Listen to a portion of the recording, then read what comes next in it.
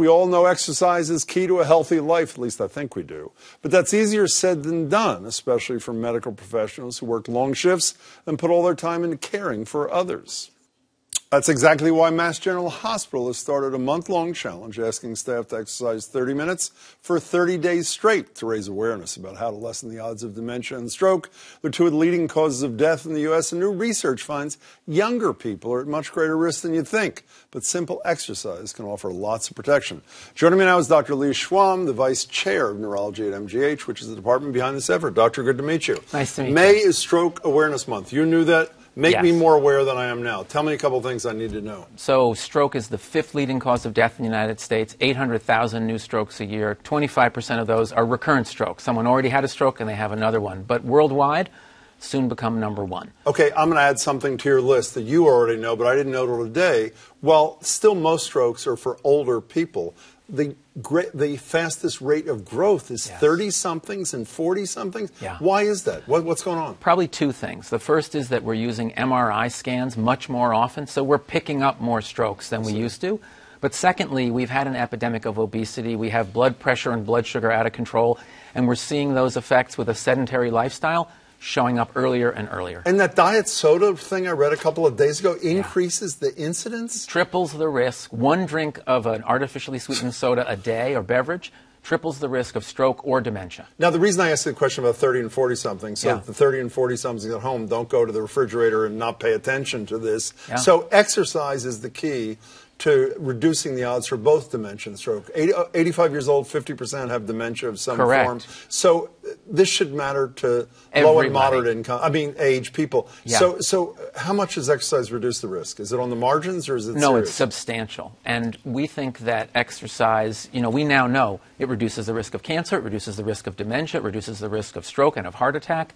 The real question is, why aren't we doing it? So are you doing this 30-30 thing? First of all, what percentage of the staff are doing this? Tell the truth. Raise your hand. We have hundreds of people have signed up. Is that really true? Swear to God. Look me in the eyes and say that? Okay, Where's fine. the Bible? Okay, so hundreds of people. And does that include those residents at your place working 24 hours, that ridiculous first-year thing they are? Some of them are. That's going to give them dementia and stroke. Trust me. It is insane. So, but I assume the reason you're doing this, or I don't think we'd have you here otherwise, is not only to do this internally, correct, but because obviously you want the outside world to know adding exercise to your life is a plus. So what is exercise? You gave me this little button: pedal, jump, dance, climb, sprint, swing, walk. Is gardening exercise? Anything that raises your heart rate, helps you break a sweat, and makes you a little short of breath while you're doing it, is what we're looking for. Sweat is the key. Sweat is the key, and not just because the sun is shining. But 30 minutes is not nothing. 30 minutes is a significant amount of time, not maybe to go on a walk, but to break a sweat for 30 minutes? Yeah. I would bet the average person I know couldn't do that. Well, I think the key here is making it a routine, right? There's nothing magical about the 30 minutes other than it's a dose that people can fit into their daily lives. And the recommendations from the Heart Association used to be 30 minutes 3 times a day, then it was 3 times a week, then it was 5 times a week. But in my experience, making it something you do every day changes the way you think about it. So I would bet there's not one person out there, even if they don't know all the details you mentioned, who didn't know that exercise is good for you. Exactly. So, and the vast majority of them are not doing it. So why is there anything that you're spouting that should convince anybody that it should? Yeah, what's the answer? So I was one of those people. In fact, my wife said pretty good. It took 30 years to get me to exercise for 30 seconds. Is that really true? Yeah, I was not an exerciser. So what was the thing? What did it? I was sitting in an office with a patient just like you, and I would say, it's really important that you exercise. And they would say, how much? And I would tell them, and they wouldn't do it, and I wasn't doing it. And I said to myself, what would happen if I tried to exercise for 30 minutes a day for 30 days in a row? What would that be like? What would I learn?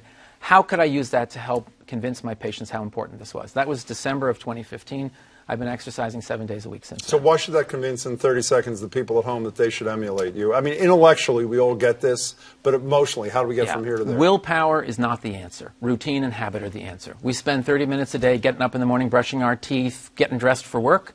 We could find 30 minutes. If I can find 30 minutes in my day, anybody can.